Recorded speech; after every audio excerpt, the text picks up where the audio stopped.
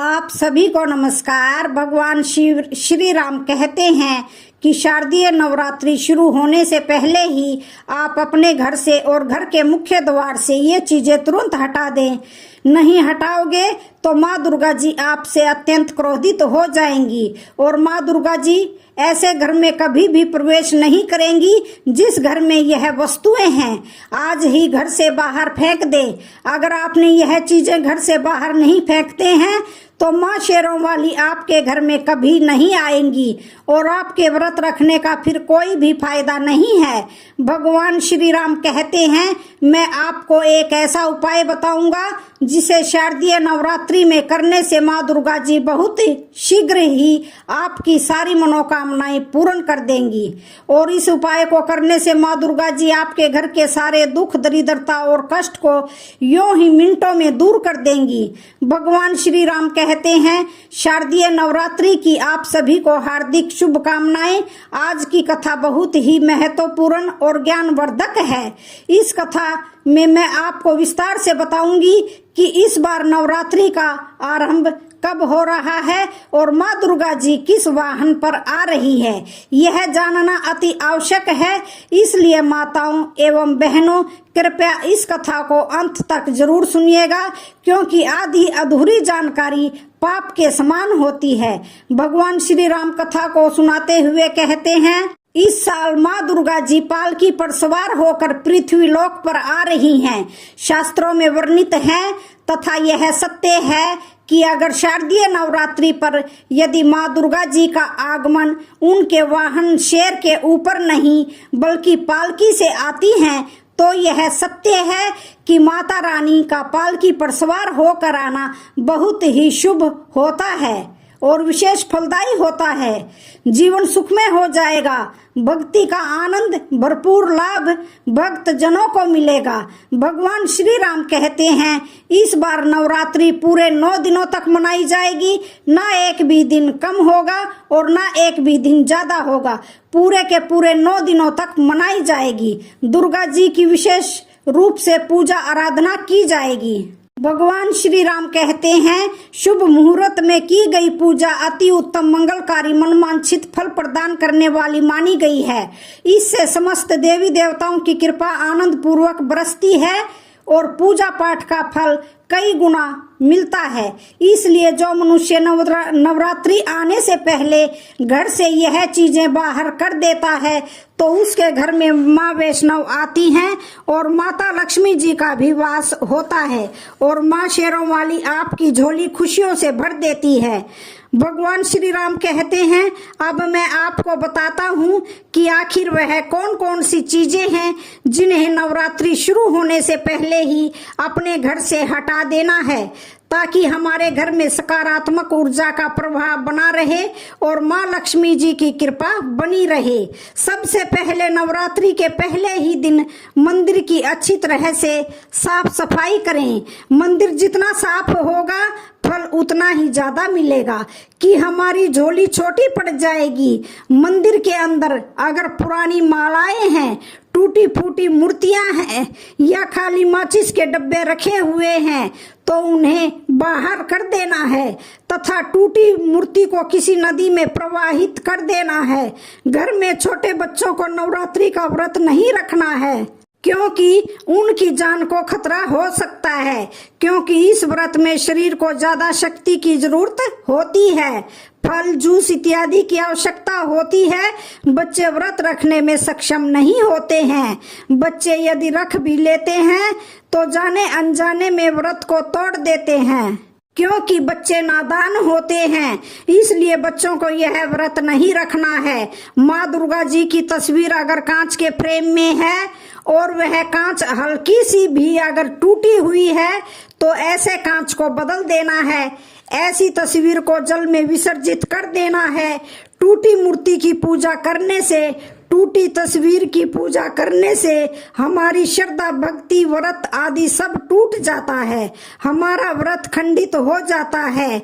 वास्तु शास्त्र के अनुसार घर में सकारात्मक ऊर्जा बढ़ाने के लिए कई महत्वपूर्ण बातें बताई गई हैं। वास्तु शास्त्र के अनुसार घर की हर एक वस्तु नकारात्मक और सकारात्मक ऊर्जा का पैदा करती है। अगर उन्हें सही स्थान पर ना रखा जाए तो यह घर में नकारात्मकता देती हैं, जिसका असर पूरी तरह से घर की आर्थिक स्थिति पर पड़ता है और घर में दिन रात क्लेश होते हैं। वहीं अगर उन्हें सही दिशा में और सही स्थान पर रखते हैं तो यह घर में सकारात्मक ऊर्जा देते हैं और घर में सुख शांति बनी रहती है। वास्तु के अनुसार घर का मुख्य द्वार सभी तरह के सुख, समृद्धि और वैभव का प्रवेश द्वार होता है, परंतु अगर इसकी दिशा गलत हो या फिर कोई ऐसी चीज है जो इसके सामने रखी हुई है तो नकारात्मकता देती है, तो इससे घर में क्लेश, बीमारियां और दरिद्रता घर में आती हैं।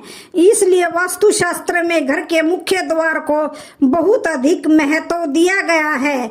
वास्तु के अनुसार मुख्य द्वार के सामने कुछ ऐसी चीजें हैं जिन्हें कभी नहीं होना चाहिए। यह चीजें अशुभ तो होती ही हैं, साथ ही साथ यह कई तरह की समस्याएं पैदा करती हैं। इनका असर परिवार की महिलाओं पर, बड़े बुजुर्गों पर, घर के बालकों पर तथा ऐसे ही कई चीजें परिवार के हर एक सदस्य पर बुरा असर देते हैं और उन्हें स्वास्थ्य के साथ ही आर्थिक समस्याओं का सामना भी करना पड़ता है। इसलिए मुख्य द्वार के सामने को कौन सी चीजें हैं जो होना बहुत ही अशुभ फल देते हैं। भगवान श्री राम कहते हैं, नंबर 1, घर के सामने गंदे पानी का जमा होना। वास्तु के अनुसार घर के मुख्य द्वार के सामने गंदे पानी का भराव बड़ा ही अशुभ होता है। यह वास्तु दोष का कारण बनता है। साथ ही साथ इस गंदे पानी में कई हजार गुना बैक्टीरिया पैदा होते हैं जो परिवार के सदस्य को बीमार करते हैं। गंदे पानी का जमाव होने से पीलिया, डायरिया, कैंसर होने का खतरा होता है। राहु दोष उत्पन्न होते हैं और माता लक्ष्मी जी भी नाराज हो जाती हैं। शनि देव क्रोधित हो जाते हैं। इसलिए अगर घर के सामने कोई भी गंदा पानी भरता है तो उसे तुरंत हटा देना है, या जिस गड्ढे में गंदा पानी है उसे सीमेंट से भर देना है। वास्तु के अनुसार इसे सही नहीं माना गया है। इससे धन नष्ट हो जाता है, गरीबी सर पर चढ़ जाती है। नंबर 2, कांटेदार पौधे। कांटेदार पौधे कई लोग घर की शोभा बढ़ाने के लिए लगाते हैं, जो कि बहुत ही अशुभ माना गया है। कांटेदार पौधों को शुभता का प्रतीक नहीं माना गया है। कांटेदार पौधे अगर घर के सामने लगे हैं तो यह परिवार में चुभन का कार्य करते हैं, रिश्तों में चुभन पैदा होती है। कांटेदार पौधे नकारात्मकता का कारण होते हैं। घर के सामने या घर के किनारे कांटेदार पौधे कभी नहीं लगाना चाहिए। इससे माता लक्ष्मी जी घर में प्रवेश नहीं करती है, बल्कि राहु केतु घर में प्रवेश कर जाते हैं। इससे घर में क्लेश बढ़ता है। इसलिए कांटेदार पौधे तुरंत घर से हटा देने हैं। जिस कांटेदार पौधे में फूल नहीं आते हैं, पत्ते नहीं होते हैं, उसका घर के आसपास होना भी घोर अनर्थ माना गया है। कांटेदार पौधे को जितना जल्दी हो सके अपनी भलाई के लिए तुरंत हटा देना है। कांटेदार पौधे लगाने से शत्रुओं की संख्या बढ़ती है। घर के मुख्य द्वार पर केवल खुशबूदार पौधे ही लगाना है, जैसे तुलसी का पौधा, हरे, गुलाबी, लाल, पीले फूलों के पौधे ही लगाना है। इनकी सुगंध से माता लक्ष्मी जी आकर्षित होती हैं। तीसरी चीज है खंडित मूर्तियां। अगर आपके घर में किसी भी देवी देवता की खंडित मूर्ति है तो उन्हें तुरंत किसी पवित्र स्थान या नदी में विसर्जित कर देना है, क्योंकि खंडित मूर्तियां घर में नकारात्मक ऊर्जा को आकर्षित करती हैं और इसका परिणाम घर के लोगों पर बुरा असर डालता है। इसके अलावा अगर आपके घर में पुराने टूटे फूटे जूते चप्पल पड़े हैं जिनका उपयोग आप नहीं करते हैं तो उन्हें भी घर से बाहर हटा देना है। वास्तु के अनुसार घर में पुराने और अनुपयोगी जूते चप्पल रखने से घर में नकारात्मकता आती है और यह घर के सदस्यों की उन्नति और तरक्की में बाधक होते हैं। साथ ही घर में बंद घड़ी रखना भी नकारात्मकता का संकेत माना गया है। बंद घड़ी को भी नवरात्रि से पहले घर से हटा देना है, क्योंकि यह तरक्की और समय के प्रवाह को रोकती है। टूटे हुए कांच या शीशे की कोई भी वस्तु अगर आपके घर में है तो उसे तुरंत हटा देना है। टूटा हुआ कांच घर में नकारात्मक ऊर्जा देता है और इसके प्रभाव से घर के लोगों को नुकसान होता है। इसलिए नवरात्रि से पहले अपने घर को पूरी तरह से शुद्ध और व्यवस्थित कर लेना है, ताकि माँ दुर्गा जी की कृपा आप लोगों पर बनी रहे और आपके जीवन में सुख समृद्धि का वास हो। नवरात्रि के पावन दिनों में माँ दुर्गा जी पृथ्वी पर निवास करती हैं और अपने भक्तों की पूजा को प्रत्यक्ष रूप से स्वीकार करती हैं। इसलिए नवरात्रि के 9 दिनों में माता रानी की पूजा और व्रत का विशेष महत्व होता है। इसलिए आप सभी को अपने घर को स्वच्छ जरूर करिए, ताकि आपके घर में नकारात्मक ऊर्जा ना आए। अगर आपके घर में नकारात्मक ऊर्जा आ जाती है तो आपके घर की आर्थिक स्थिति कमजोर हो जाती है। इसलिए नवरात्रि शुरू होने से पहले कांच की टूटी हुई चीजें तुरंत घर से बाहर निकाल दीजिए, जिससे नकारात्मक ऊर्जा का प्रभाव खत्म हो जाए और सकारात्मक ऊर्जा का प्रभाव बना रहे। अगर घर में कोई कटी फटी धार्मिक पुस्तकें हैं तो उन्हें भी घर से बाहर कर दीजिए। वास्तु शास्त्र के अनुसार घर में कभी भी कटी फटी धार्मिक पुस्तकें नहीं रखनी है, क्योंकि इससे घर में नकारात्मकता आती है। यदि कोई धार्मिक पुस्तक फट गई हो या खराब हो गई हो तो उसे तुरंत किसी पवित्र नदी या बहते हुए जल में प्रवाहित कर दीजिए, ताकि शुद्धता बनी रहे और माता रानी की कृपा आप पर बनी रहे। भगवान श्री राम कहते हैं, अब मैं बताता हूँ पुराने और टूटे हुए बर्तनों की। पुराने और टूटे फूटे बर्तन घर में नकारात्मक ऊर्जा का संचार करते हैं। इन बर्तनों को हटा देना है, ताकि घर में नई और स्वच्छ वस्तुओं का आगमन हो सके। नए बर्तन लाने से घर में समृद्धि और सकारात्मक ऊर्जा का प्रवाह होता है। पुराने बर्तनों में जमा हुई नकारात्मक ऊर्जा को हटाने के लिए इन्हें बदलना अनिवार्य है, जिससे घर की आर्थिक स्थिति भी बेहतर होती है और माँ लक्ष्मी जी की कृपा भी घर पर बनी रहती है। इसके बाद अशुद्ध और गंदे कपड़े जो घर में पड़े हैं उन्हें भी हटा देना है। गंदे कपड़ों से नकारात्मक ऊर्जा आती है, जो घर में दुर्भाग्य लाती है। नवरात्रि के अवसर पर नए और स्वच्छ कपड़े पहनना है, जिससे सकारात्मक ऊर्जा का प्रभाव बना रहे और माँ दुर्गा जी की कृपा मिले। गंदे कपड़ों में जमा हुई नकारात्मक ऊर्जा को हटाने के लिए उन्हें तुरंत बदलना अनिवार्य है। पुराने और फटे हुए आसनों की फटे हुए या पुराने आसन भी घर में नकारात्मक ऊर्जा लाते हैं और इस कारण माँ लक्ष्मी जी और माँ दुर्गा जी की कृपा में बाधा उत्पन्न होती है। नए और स्वच्छ आसन लाने से घर में सकारात्मक ऊर्जा का प्रभाव बढ़ता है, जिससे घर में शांति और समृद्धि का वास होता है। पुराने आसन से नकारात्मक ऊर्जा का प्रभाव हटाने के लिए उन्हें बदलना आवश्यक है। इसके अलावा गंदे और धूल भरे पर्दे भी घर में नकारात्मकता का संचार करते हैं।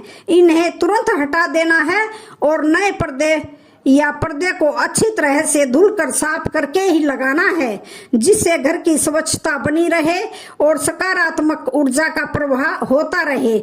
माँ लक्ष्मी जी और माँ दुर्गा जी की कृपा प्राप्त करने के लिए यह महत्वपूर्ण है कि घर का हर एक कोना स्वच्छ और साफ रहे और सकारात्मक ऊर्जा से भरा रहे। टूटे हुए और खराब दरवाजों की अगर घर में कोई दरवाजा टूटा हुआ है या ठीक से काम नहीं कर रहा है तो उसे तुरंत ठीक करना है या बदलवा देना है। दरवाजे एक घर की सुरक्षा और ऊर्जा के प्रवाह के प्रतीक होते हैं। टूटे दरवाजों से नकारात्मक ऊर्जा घर में प्रवेश करती है, इसलिए इन्हें बदलने से सकारात्मकता बढ़ती है और घर में समृद्धि का प्रवेश होता है। इसके बाद पूरा खराब इलेक्ट्रॉनिक उपकरणों को भी घर से हटा देना है। यह उपकरण न केवल नकारात्मक ऊर्जा का संचार करते हैं बल्कि घर में अस्थिरता और बाधाएं भी उत्पन्न करते हैं। नए उपकरण लाने से घर में सकारात्मक ऊर्जा का प्रभाव होता है और घर की स्वच्छता भी बनी रहती है। गंदे और धूल भरे कालीन भी घर में नकारात्मकता का मुख्य स्रोत होते हैं। नवरात्रि से पहले इन्हें भी बदल देना है और नए कालीन लगाने से घर में सकारात्मकता का संचार होता है। माँ दुर्गा जी की कृपा प्राप्त करने के लिए घर का हर एक कोना स्वच्छ और सकारात्मक ऊर्जा से भरा होना चाहिए। पुराने और टूटे हुए फूल दोनों की पुराने टूटे हुए फूल दानों में धूल और नकारात्मक ऊर्जा जमा हो जाती है जो घर के वातावरण को दूषित कर देती है। इन फूलदानों को तुरंत बदल देना है और नए फूलदान लाकर घर में ताजगी और सकारात्मक ऊर्जा का प्रवाह बढ़ाएं। नए फूलदान लाने से माँ लक्ष्मी जी और माँ दुर्गा जी की कृपा मिलती है। और अंत में गंदे और धूल भरे पुस्तकालय और पुराने और टूटे शीशे भी घर में नकारात्मकता लाते हैं। इन्हें तुरंत साफ कर लीजिए और नए पुस्तकालय या शीशे लगाएं जिससे घर में सकारात्मकता का प्रभाव बना रहे। माँ दुर्गा जी और माँ लक्ष्मी जी की कृपा के लिए घर की स्वच्छता एवं सकारात्मकता ऊर्जा का प्रभाव अत्यंत जरूरी है। गंदे और धूल भरे कारपेट, पुराने और खराब पड़े हुए बिजली के तार, यह सभी चीजें भी घर में नकारात्मकता लाते हैं। इसलिए इन्हें नवरात्रि से पहले हटा देना है ताकि घर में स्वच्छता बनी रहे और सकारात्मकता ऊर्जा का प्रवाह होता रहे। घर के हर कोने से नकारात्मक ऊर्जा को समाप्त करने के लिए इन सभी वस्तुओं को बदलना जरूरी है और माँ दुर्गा जी की कृपा और आशीर्वाद प्राप्त करना सुनिश्चित कीजिए। नवरात्रि के दौरान घर की स्वच्छता और सकारात्मकता ऊर्जा का प्रभाव बनाए रखना अत्यंत महत्वपूर्ण है क्योंकि यह न केवल घर के वातावरण को पवित्र करता है बल्कि माँ दुर्गा जी की कृपा प्राप्त करने में भी सहायक होता है। इस शुभ पर्व के 9 दिनों में हम माँ दुर्गा जी के प्रति अपनी श्रद्धा और भक्ति प्रकट करते हैं और इसमें घर की स्वच्छता का विशेष ध्यान रखा जाता है। नवरात्रि के 9 दिनों में विभिन्न रंगों के वस्त्र पहनने का विशेष महत्व होता है जो न केवल माता रानी की पूजा के दौरान आपको सकारात्मक ऊर्जा प्रदान करते हैं बल्कि आपके जीवन में सुख, शांति और समृद्धि का भी संचार करते हैं। भगवान श्री राम कहते हैं कि इन 9 दिनों में कौन कौन से रंग पहनने से शुभ फल प्राप्त होते हैं। नवरात्रि के पहले दिन आपको नारंगी रंग के वस्त्र धारण करना है। नारंगी रंग ऊर्जा, उत्साह और सकारात्मकता का प्रतीक होता है। इसे पहनकर पूजा करने से आपको अत्यधिक सकारात्मकता का अनुभव मिलेगा और आपका मन प्रसन्न रहेगा। दूसरे दिन सफेद रंग के वस्त्र धारण कीजिए। सफेद रंग शांति, पवित्रता और मानसिक शांति का प्रतीक है। इसे पहनकर आपको आत्मिक शांति का अनुभव मिलेगा और आपकी पूजा भी विशेष रूप से फलदायी होगी। तीसरे दिन लाल रंग का वस्त्र धारण करिए। लाल रंग माँ दुर्गा जी का अत्यंत प्रिय रंग है जो शक्ति, साहस और भक्ति का प्रतीक है। इस दिन लाल रंग के वस्त्र पहनने से आपकी पूजा में विशेष ऊर्जा और उत्साह मिलेगा और माँ दुर्गा जी की कृपा प्राप्त होगी। चौथे दिन गहरे नीले रंग के वस्त्र पहन लीजिए। नीला रंग समृद्ध, स्थिरता और शांति का प्रतीक है। इसे धारण करने से आपके मन और विचारों में स्थिरता मिलेगी और आपको आत्मिक रूप से शांति महसूस होगी। पांचवें दिन पीले रंग के वस्त्र पहन लें। पीला रंग खुशी, ज्ञान और सकारात्मकता का प्रतीक होता है। इसे पहनने से आप खुश रहेंगे और आपका दिन सुखद रहेगा। छठे दिन हरा रंग के वस्त्र पहने। हरा रंग प्रकृति, शांति और उन्नति का प्रतीक है। इसे धारण करने से आपके मन में शांति और स्थिरता का अनुभव मिलेगा और आप स्वयं को प्रकृति के और करीब महसूस करेंगे। सातवें दिन स्लेटी रंग के वस्त्र धारण कीजिए। यह रंग व्यवहारिकता और संतुलन का प्रतीक होता है। इसे पहनकर आप संतुलित विचारों और निर्णयों के साथ अपने नए दिन की शुरुआत कर पाएंगे। आठवें दिन बैंगनी रंग के वस्त्र धारण करें। यह रंग रंग समृद्धि और आध्यात्मिकता का प्रतीक है। इसे पहनकर माँ दुर्गा जी की पूजा करने से आपको विशेष सफलता और समृद्धि प्राप्त होगी। 9वें और अंतिम दिन आप हरे रंग के वस्त्र धारण कीजिए। यह रंग समृद्धि, उन्नति और धन का प्रतीक है। इस रंग को पहनकर माँ दुर्गा की पूजा करने से आपके जीवन में समृद्धि और सुख शांति का आगमन जरूर होगा। शारदीय नवरात्रि का महत्व अत्यधिक है। इसे महानवरात्रि या शारदीय नवरात्रि कहते हैं। पौराणिक कथाओं के अनुसार जब भगवान राम ने माता सीता को रावण के बंधन से छुड़ाने के लिए रावण से युद्ध किया था तो उन्होंने 9 दिनों तक माँ दुर्गा जी की उपासना की थी। इसी तरह महिषासुर का वध करने के लिए माँ दुर्गा जी ने भी 9 दिनों तक युद्ध किया था और 10वें दिन उसे पराजित कर दिया था। तब से इन 9 दिनों को पवित्र और शुभ माना गया है और भक्तजन माँ दुर्गा जी की आराधना करके अपने जीवन से कष्टों और बाधाओं को खत्म करते हैं।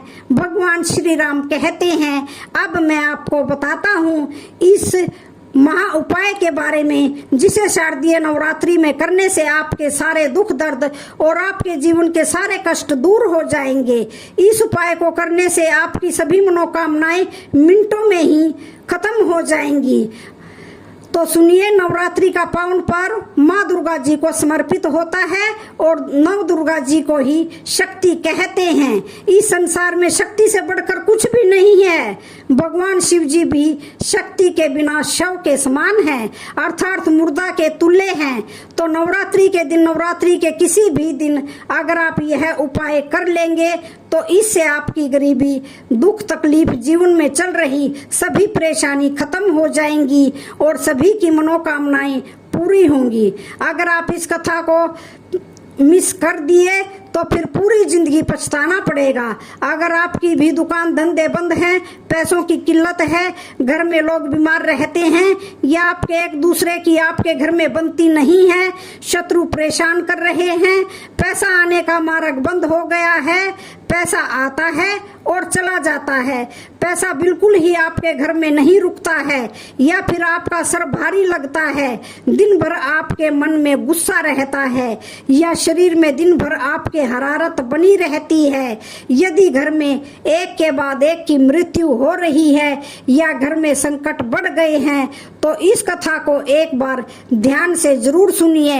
अगर कोई भी मनुष्य नवरात्रि के पावन पर्व में, नवरात्रि के किसी भी दिन इस कथा को सुनकर यह उपाय अगर एक दिन सच्चे मन से कर लोगे तो ऐसे मनुष्य को धनवान बनने से, धनी बनने से दुनिया की कोई भी शक्ति नहीं रोक सकती है। धनी बनने के साथ साथ जिस भी मनोकामना की पूर्ति के लिए आप इस उपाय को करेंगे तो तत्काल ही नवरात्रि के समय उस मनोकामना की पूर्ति हो जाएगी। मूर्ख मनुष्य ही होगा जो इस प्रकार के उपाय को नवरात्रि के समय में नहीं करना चाहेगा तो स्वयं की दरिद्रता लाने का प्रयास करेगा। भगवान श्री राम कहते हैं, इसलिए इस कथा को अपने फायदे के लिए पूरा जरूर सुनिए। नवरात्रि का पावन पर्व जो होता है यह माँ नव दुर्गा जी की कृपा प्राप्त करने का सबसे अच्छा समय होता है।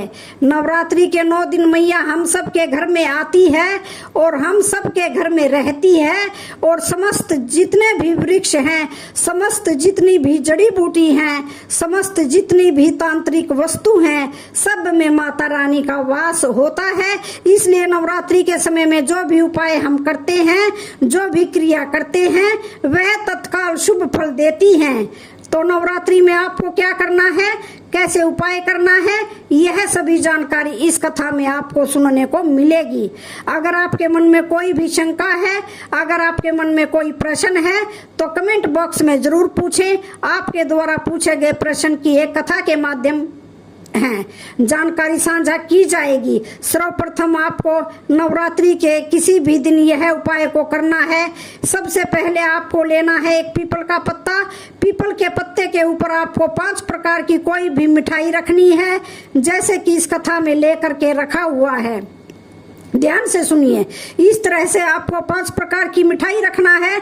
आप कोई भी मिठाई ले लो, जरूरी नहीं है कि आप महंगी मिठाई ही लो। आप किसी भी छोटी मोटी दुकान से सस्ती मिठाई ले लो, लेकिन 5 प्रकार की मिठाई होना चाहिए, जिसे पंचभोग हमारे धर्मशास्त्र में कहा गया है। तो 5 प्रकार की आपको मिठाई लेनी है। दूसरी चीज, आपको 1 लोटा जल, 1 लोटा तांबे के लोटे में साफ एवं स्वच्छ जल लेना है। तो आपको यह दोनों चीजों को, यह 5 प्रकार की जो आपने मिठाई ली है, पीपल के पत्ते में यह 5 प्रकार की मिठाई को आपको लेकर के किसी पीपल के पेड़ के पास चले जाना है। पीपल के पेड़ में कैसे चढ़ाना है और आपको कौन सी कामना को लेकर के चढ़ाना है, आप लोग ध्यान से सुनिए। तो सर्वप्रथम तो आपको पीपल के पेड़ के नीचे जाना है। तो आपको पीपल के वृक्ष से विनती करनी है कि हे पीपल वृक्ष या फिर हे वृक्षों के राजा, इस प्रकार से आपको प्रार्थना करनी है, मेरी गरीबी को दूर कर दीजिए, मेरे जीवन से दुख हटाइए। जैसे दुकान का धंधा चौपट हो गया है, नहीं चलता है, बंद हो गया है, दुकान का धंधा नहीं चलता है, तो मेरी दुकान जो धंधे हैं फिर से अच्छे चलने चाहिए और ग्राहकों की भीड़ लगी रहे। इस प्रकार से आपको प्रार्थना करनी है। पैसों की किल्लत है तो बोलना है कि हे पीपल महाराज, मेरे घर में पैसे नहीं आते हैं, हे माँ लक्ष्मी जी, मैं आपको ले जाने के लिए आया हूँ, आप मेरे साथ मेरे घर चलिए। इस प्रकार से आपको प्रार्थना करनी है, क्योंकि पीपल के वृक्ष पर माता लक्ष्मी जी और भगवान श्री हरि विष्णु जी का वास होता है और नवरात्रि के समय यह पूर्ण रूप से जागृत अवस्था में रहते हैं। इसलिए नवरात्रि को जागरण का दिन भी कहते हैं। नवरात्रि के समय जो भी उपाय करते हैं, टोने टोटके करते हैं, उनका रिजल्ट तुरंत मिलता है। तो आपको करना क्या है, 1 लोटा जल को आपको पीपल की जड़ में डाल देना है। यह उपाय शाम के समय में करना है। ध्यान रहे, सूर्यास्त से पहले यह उपाय करना है। तो शाम के समय में करना है। 1 लोटा जल को पीपल की जड़ में आपको मनोकामना बोलते हुए चढ़ाना है। जैसे कि आप बोलना कि हमारी जो है धंधा में बिक्री हो, या फिर हे माता रानी, मैं आपको ले जाने के लिए आया हूँ, आप मेरे घर में प्रवेश करें, मेरे घर को धन दौलत से परिपूर्ण कर दीजिए। इस प्रकार से आपको अपनी प्रार्थना करनी है। जो कोई भी समस्या हो, उस समस्या को बोलते हुए आपको पीपल के पेड़ में 1 लोटा जल चढ़ाना है। दूसरा आपको करना है, 5 प्रकार की जो मिठाई लिए हो, माँ लक्ष्मी जी को भोग के लिए चढ़ा देना है। पीपल के पत्ते में ही 5 प्रकार की मिठाई रखना है और उसे भोग के लिए माता लक्ष्मी जी को चढ़ा देना है। जिनका भरोसा है, जिनको टोने टोटके पर विश्वास है, ऐसे लोगों को ही यह उपाय करना जबरदस्त पावरफुल उपाय है।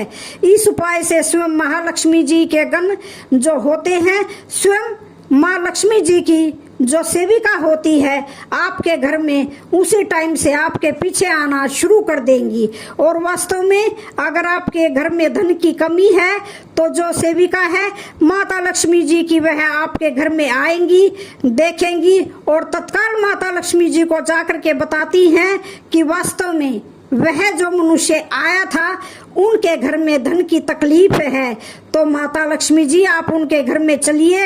इस प्रकार से आप देखना, कुछ दिनों के भीतर में अगर यह उपाय करते हैं, तो आपकी गरीबी, निर्धनता, जीवन में चल रही परेशानी, जैसे कि दुकान धंधे बंद हो गए हैं, पैसों की किल्लत बनी हुई है, घर में सब लोग बीमार पड़ जाते हैं, बीमार पड़ना बंद हो जाते हैं, एक दूसरे से आपकी अच्छी बनेगी, परिवार जुड़ेगा, रिश्ते भी जुड़ेंगे। शत्रु परेशान करना चाहता है, शत्रु स्वयं ही नष्ट हो जाएगा, पैसे आने का हर मार्ग खुल जाएगा।